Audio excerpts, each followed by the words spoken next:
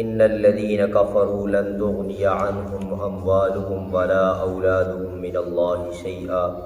واولئك هم وقود النار۔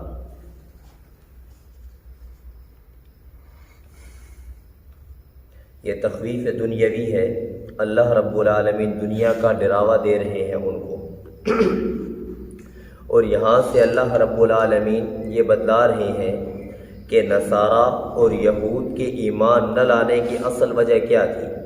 تو ان کے ایمان نہ لانے کی اصل وجہ یہ مال و دولت تھی کہ وہ ایمان اس وجہ سے نہیں لا رہے تھے کہ اگر ہم مومن بن جاتے ہیں، ایمان والے بن جاتے ہیں تو ہماری یہ جو اندھی آمدنیاں ہیں یہ بند ہو جائیں گی۔ تو اللہ رب العالمین نے فرمایا جس مال اور اولاد کی وجہ سے تم ایمان سے ہٹے بیٹھے ہو، یہ قیامت میں تمہیں کچھ بھی نفع نہیں دیں گی، بلکہ یہ تمہارے لیے آگ کے لیے ایندھن کا کام دے رہے ہیں۔ جیسا کہ یہاں پر سورہ آل عمران کے بالکل آخر میں اللہ نے فرمایا لا یغرنک تقلب الذین کفروا فی البلاد متاع قلیل ثم مأواہم جہنم وبئس المہاد۔ ان کافروں کا شہروں کے اندر چلنا پھرنا آپ کو دھوکے میں نہ ڈالے، یہ چند روزہ نفع ہے، پھر ان کا ٹھکانہ جہنم ہے جو بڑا ہی برا بستر ہے۔ اور یہاں پر سورہ توبہ میں اللہ نے فرمایا فلا تعجبک اموالہم ولا اولادہم، ان کی مال اور ان کی اولادیں آپ کو تعجب میں نہ ڈالیں۔ انما یرید اللہ، ان کو اللہ نے پھر کیوں دے رکھا ہے، اتنی نعمتیں دی ہیں، تو فرمایا لیعذبہم فیہا فی الحیات الدنیا، ان کی وجہ سے دنیا کی زندگی میں اللہ ان کو عذاب دے، وتزہق انفسہم، اور ان کی روح جب نکلے گی تو وہم کافرون، یہ کافر ہوں گے۔ ان کی روح حالت کفر کے اندر نکلے گی، جب ان کی روح حالت کفر کے اندر نکلے گی تو پھر ان کے لیے دائمی ٹھکانہ جہنم ہی ہے۔ تو اس لیے اللہ رب العالمین نے جواب دے دیا کہ جس مال و دولت کے پیچھے تم غرہ ہو رہے ہو، مغرور ہو رہے ہو، اور باوجود جاننے کے سمجھنے کے کہ یہ نبی برحق ہیں، سچے نبی ہیں، پھر بھی نہیں مان رہے، تو سمجھ لو کہ جب میرے پاس آؤ گے تو پھر میں نے بھی تمہارے لیے آگ کے ایندھن تیار کر رکھا ہے۔ ان الذین کفروا، بے شک وہ لوگ جنہوں نے کفر کیا، جنہوں نے نہ مانا، لن تغنی عنہم اموالہم، نہیں دفع کریں گے ان سے ان کے اموال، ولا اولادہم، اور نہ ہی ان کی اولادیں، من اللہ، اللہ کے عذاب سے، شیئن، کسی چیز کو، وَأُولَئِكَ، یہ آخرت کا نتیجہ ہے، یہی وہ لوگ ہیں، وقود النار، جو ایندھن ہے آگ کے، یہ آگ کے ایندھن ہے۔ جیسے سورہ انبیاء میں اللہ نے فرمایا انکم وما تعبدون من دون اللہ، بے شک تم اور جن جن کی تم عبادت کرتے ہو، یہاں پر معبودان سے مراد معبودان باطلہ ہیں، ورنہ بہت سارے لوگ وہ ہیں کہ جو اللہ کے اولیاء کی عبادت کر رہے ہیں، ان کو سجدے کر رہے ہیں، ان کے نام کی نظر و نیاز منت منوتی دے رہے ہیں، تو اب وہ بھی کیا جہنم میں جائیں گے؟ تو وہ جہنم میں نہیں جائیں گے، بلکہ وہ تو ان کی آخرت میں جو وہ دشمن بن جائیں گے، بلکہ یہاں سے وہ مراد ہے کہ جو اپنی عبادت خود کروایا کرتے تھے۔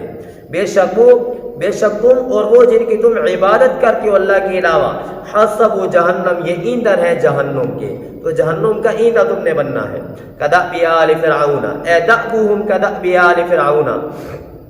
یہ تخویف دنیاوی کا نمونہ اللہ رب العالمین ذکر فرما رہے ہیں۔ فرمایا اے نصارہ اور یہود کے مولویوں، فرعون کا قصہ پڑھو، ان کے ساتھ کیا ہوا، انہوں نے بھی میری آیات کو جھٹلایا تھا، میں نے ان کو تباہ و برباد کر دیا، نہ مانو گے تو تم بھی تباہ و برباد ہو جاؤ گے۔ ان کا حال مثل حال آل فرعون کے ہے، والذین، اور ان کے جو ان سے پہلے تھے، ان کو بھی اللہ رب العالمین نے تباہ و برباد اور ہلاک کیا، سمود ہے، عاد ہے، ان کو تباہ و برباد کیا۔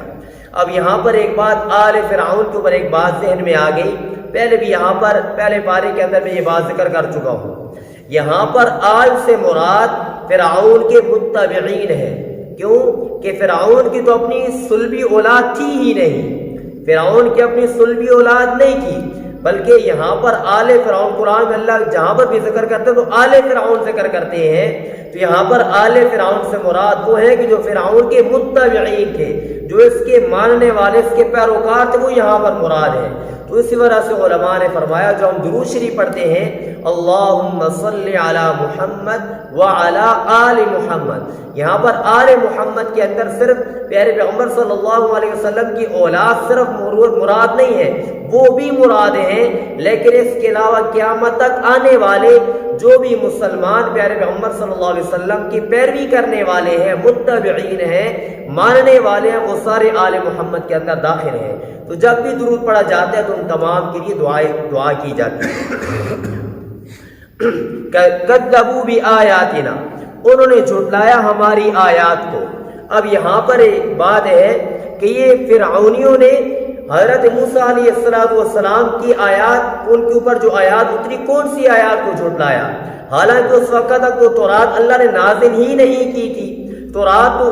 فرعونیین کے غرق ہونے کے بعد نازل ہوئی ہے۔ یہ تورات تو تب ملی ہے کہ جب فرعونی غرق ہو چکے تھے اور یہ جب دریا پار کر کے پار پہنچ چکے تو اس وقت یہ تورات ملی ہے۔ پھر یہاں پر آیات سے کیا چیز مراد ہے؟ تو یہاں سے وہ دلائل مراد ہیں کہ جو اللہ رب العالمین موسیٰ علیہ السلام کو الہام فرمایا کرتے تھے،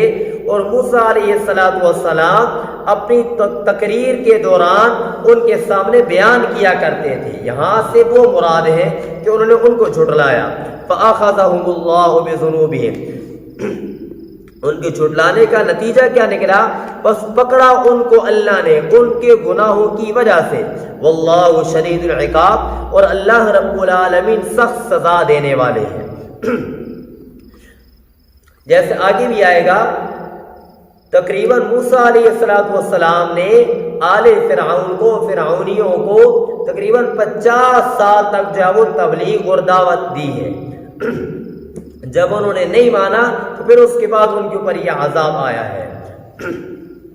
قُلْ لِلَّذِينَ كَفَرُوا سَتُغْلَبُونَ وَتُحْشَرُونَ إِلَىٰ جَهَنَّمَ، فرمایا کہ صرف آخرت کے اندر عذاب نہیں ہوگا بلکہ دنیا کے اندر بھی عذاب ہوگا۔ قل، نبی جی آپ فرما دیجئے ان کو، کافروں جنہوں نے کفر کیا، ستغلبون، ان قریب تم مغلوب کیے جاؤ گے دنیا کے اندر۔ اے نصارہ،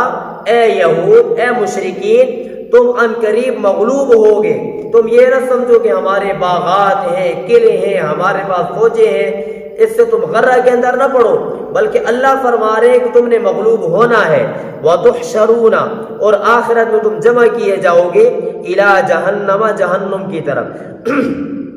جہنم کی طرف تم کو جمع کیا جائے گا۔ وَبِئْسَ الْمِہَادُ، اور بڑا ہی برا بستر ہے، جہنم بڑا ہی برا بستر ہے۔ اب یہاں پر ذہن میں ایک سوال آ سکتا ہے کہ اللہ تو فرما رہے ہیں کہ وہ مغلوب ہوں گے،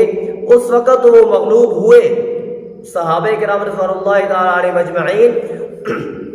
ان کے دور کے اندر یہ رومی اور یہ ایرانی سارے مغلوب ہوئے، لیکن آج پھر بظاہر وہ غالب ہیں اور مسلمان ہر طرف مغلوب ہیں، تو اس کی اصل وجہ کیا ہے؟ تو قرآن میں اللہ نے فرما دیا وَأَنْتُمُ الْأَعْلَوْنَ، تم ہی غالب ہوگے، لیکن ایک شرط لگائی ہے، ان کنتم مؤمنین، اگر تم مومن ہوگے،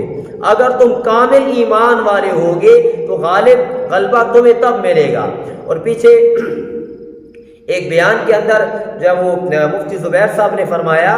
کہ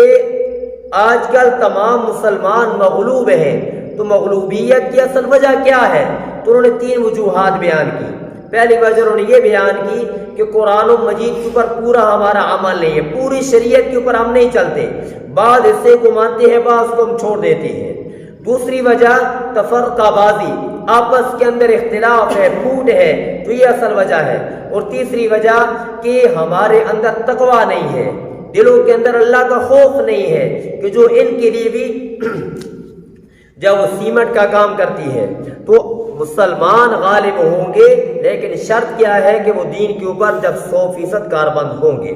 قد کان لکم آیۃ فی فئتین التقطا، یہ ستغلبون کا یہ نمونہ ہے کہ پھر کفار مغلوب ہوئے، یہ نمونہ ہے۔ جب بدر کے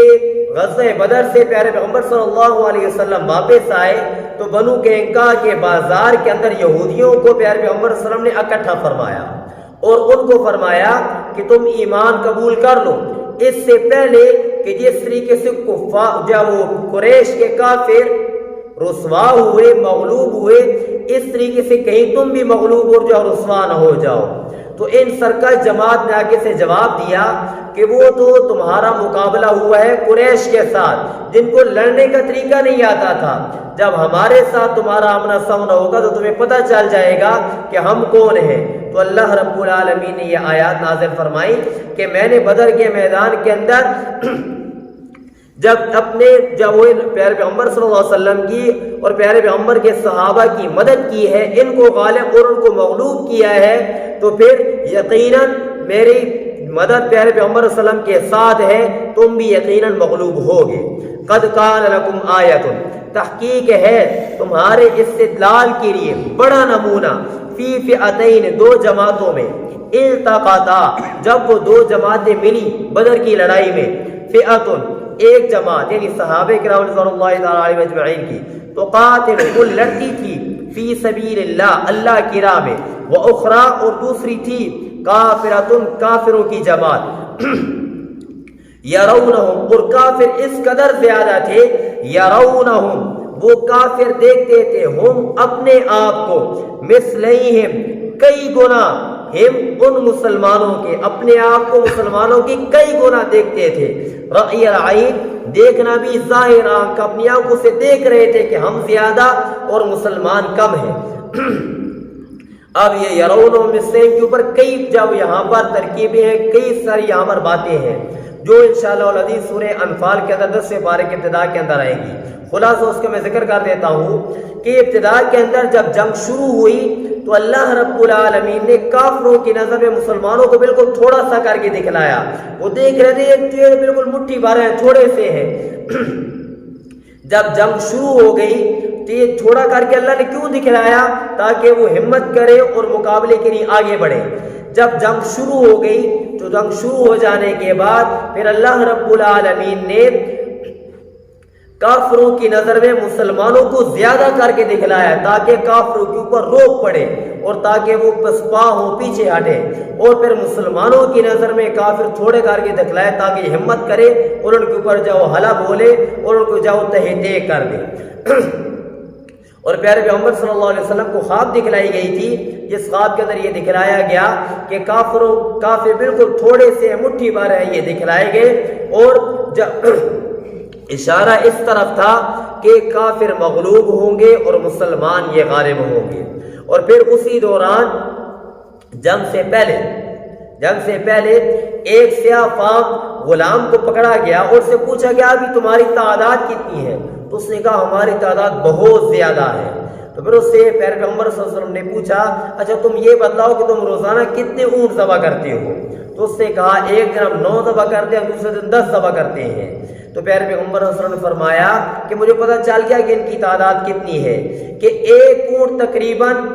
100 آدمی کھا سکتے ہیں۔ تو جب 9 ذبح کرتے ہیں یا کبھی 10 ذبح کرتے ہیں تو ان کی تعداد 900 اور 1000 کے درمیان ہے۔ تو اللہ رب العالمین نے فرمایا جس طریقے سے مسلمان 313 تھے اور ان سے کئی گنا کافر زیادہ تھے، وہاں پر جب کافر مغلوب مسلمان غالب ہوئے تو میری مدد مسلمانوں کے ساتھ ہے، میں ان کو پھر بھی جاؤ فتح دوں گا۔ واللہ یؤید، اور اللہ تقویت دیتا ہے اپنی مدد کے ساتھ جس کو چاہتا ہے۔ ان فی ذلک، بے شک اس واقعہ میں، لعبرۃ، البتہ عبرت ہے، لأولی الابصار، آنکھ والوں کے لیے بہت بڑی عبرت ہے کہ آنکھ والے دیکھ سکتے ہیں کہ ایک طرف کم تھے دوسری طرف زیادہ تھے، پھر بھی اللہ رب العالمین نے غالب کر